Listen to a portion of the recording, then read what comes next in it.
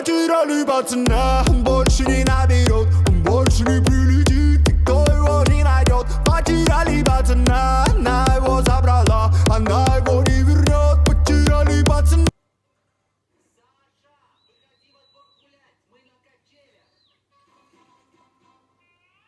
Первые 40 лет детства самые сложные в жизни мужчины.